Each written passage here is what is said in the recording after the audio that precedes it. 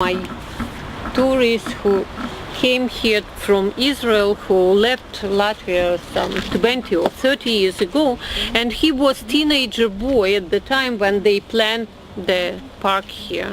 And he told me that they, as a school children, were sent here for subotnik. Do you know what does it mean?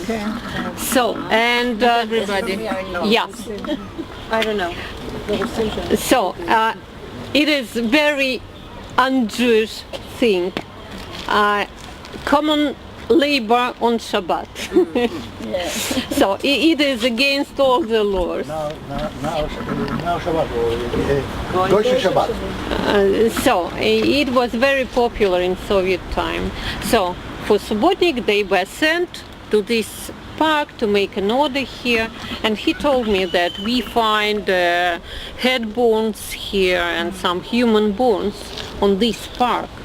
And everything was redug and they planted trees, but in several decades, when after rains and snows ground level became lower, some of the headstones appeared from the ground like this one. And some 5 years ago, you could even read the first letters. I still remember the first letter here was Aleph. And but 5 years ago, city officials, it was for them, the library, for them it was like for good. They decided to make an order here again. They brought here new portion of soil, covered everything, and planted grass, planted new lawn, and covered everything. And we didn't see this stone. But in some 5 years it's appeared from here again, and for me it is like an example of stubborn Jewish character.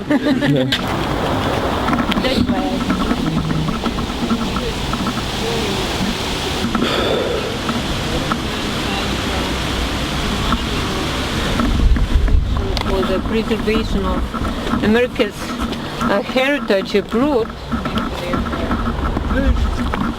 heritage abroad. And here you may find the explanation of all the historical events. So these two buildings which were set on fire, they used to stay here at the main entrance to the cemetery. The main entrance was from this corner, and the name of this street was, the old name of this street was not not Jewish street, but Jewish funeral street. When funeral procession went along Moscow Street, and then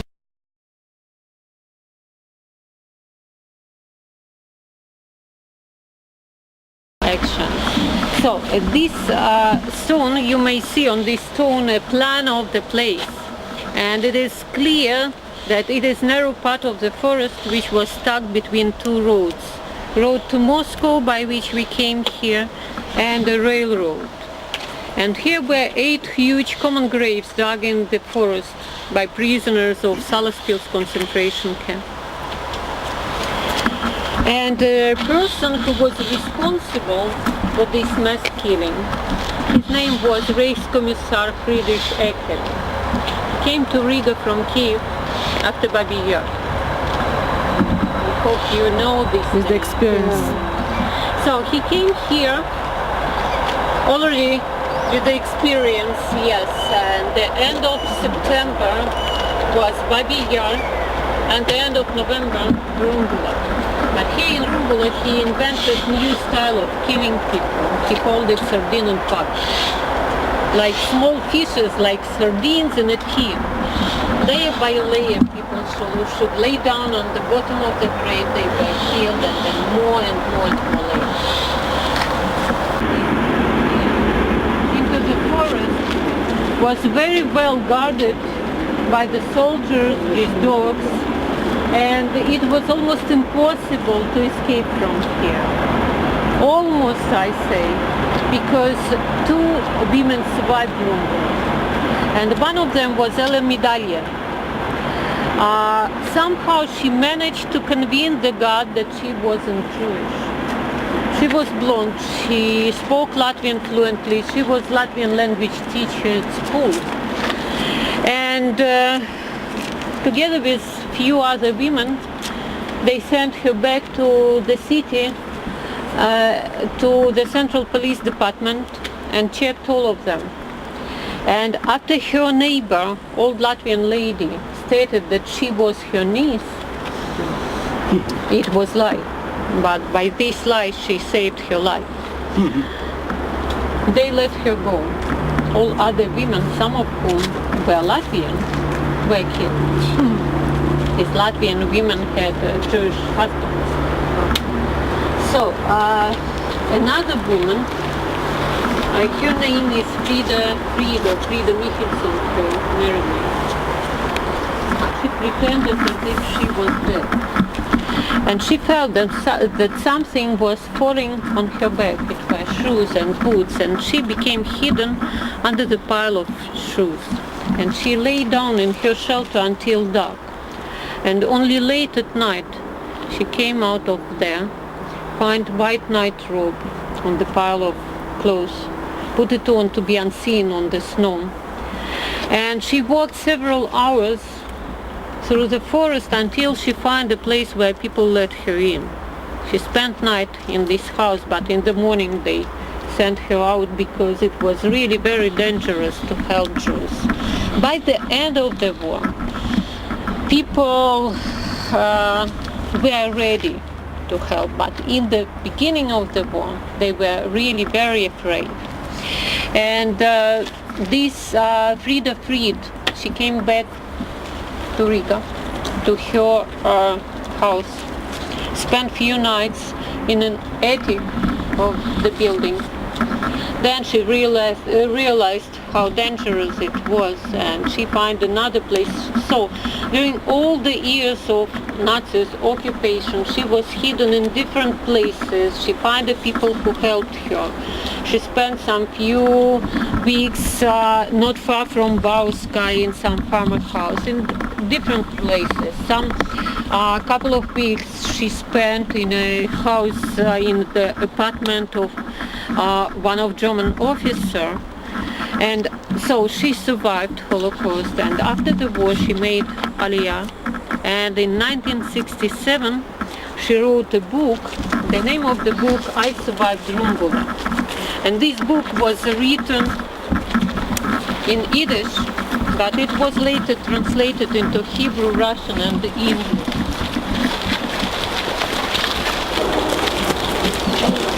No person.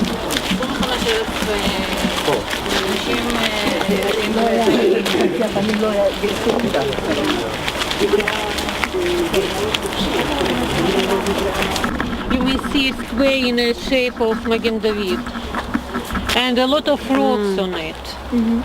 And there are names on these rocks, names of the people who were killed here. Part of them. Yes, and very small part of them, about 1,000 names are here. But we know that 25,000 people were killed here. On these cobblestones, you may find names of the streets of Ghetto. If you come closer, you may read Плач Пришаела, Садовникова, Маскова, Zlota, and so on.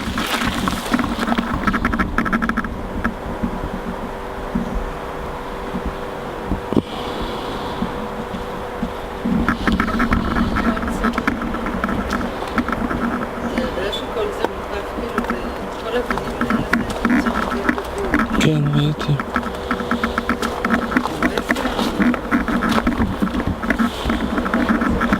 כן.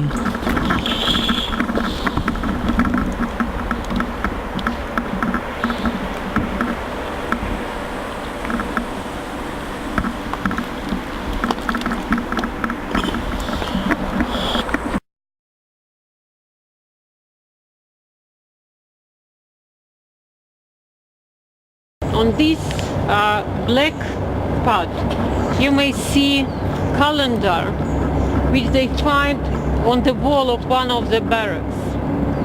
There are 6 short stripes and one longer one.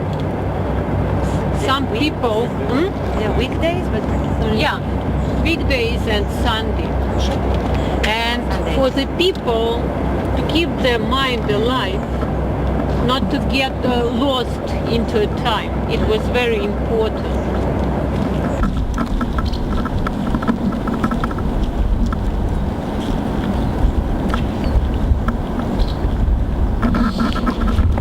When people were delivered here on the left side, next to the tree, when people were delivered here, they should go through the bathhouse, and they were sent naked through the yard, and the young girls were raped and were so they felt shame when they need to do it. Children, small children were separated with their mothers. And the other sculpture is a woman who tried to hide her children behind her. Group of the people, the name of this group of sculptures is Road Front, like Red front? slogan, Road Front. Red front. Oh, the anti-Nazi. החזית האדומה. Like a slogan of in civil war in Spain. Red front, החזית האדומה. So, and the closest to us sculpture, a man who is laying on the ground, but he tries to get up unbroken, the name of this sculpture. So, the same was here. In 1944, when front came close to the Salaspils, at the beginning here were some Jewish prisoners, but later Jews were sent straight to the ghetto. Those trains who came to Riga later, they were sent straight to the ghetto. And Salaspils was mostly used for local civil people, for some prisoners of war from Soviet army, and some villages, whole inhabitants of the villages from Belarus were imprisoned in Salaspils, in the regions where was this partisan movement. So when this memorial was erected, the creator, the sculptor, Lev Bukovsky, and a group of sculptors who worked with them, they were awarded by Lenin's Prize. And now, by the way, this memorial is included in a list of Latvian cultural heritage, a list which consists of 100, let's say, items. sites. These are not only sightseeing points, some folklore festivals, some cultural events, some architectural memorials like Art Nouveau part of Riga, and Salaspils is also